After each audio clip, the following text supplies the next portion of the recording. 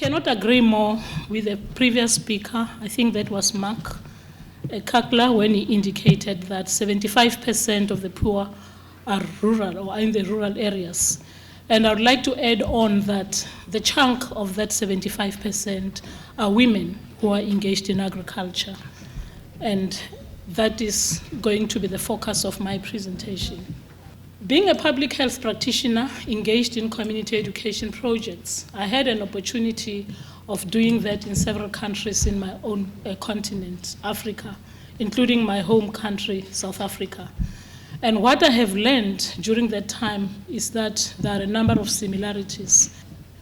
Usually at the end of every training session or practical demonstration, I'll really encourage the women to go back and implement what we have learned. The same thing came over and over again. The women expressed their felt needs, such as their gender-related issues. What we have learned, it will be trying to have a balanced meal. And I was teaching them on concentrating on the 4 different colors because it was difficult for them to remember the 6 food groups. So I'll say at least see 3 colors in your dish when you dish up the meal.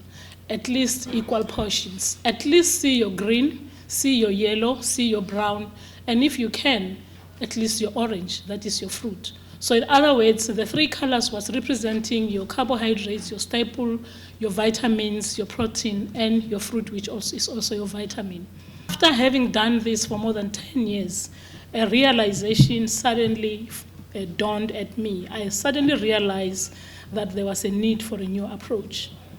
And for me, the new approach was to forge a link between agriculture, nutrition, and public health. I usually call that trying to marry agriculture and public health. Maybe it will give us a possible solution to bring about a meaningful but sustainable development to Africa by African women themselves as agents of change. The women have spoken. They had given me the methodology themselves. They had spelled it already. And they were saying to me, what you say or what you teach us makes a lot of sense, but with a big but. And there was a list of endless obstacles. We are poor, we are widows, we are just small holders of lands. A lot of endless lists that they were giving to me. I kept on wondering what to do, and I didn't get any answer. So the reason was to enable these individuals, and if possible, with their communities, to attain sustainable development through skills transfer with minimal dependence, if possible.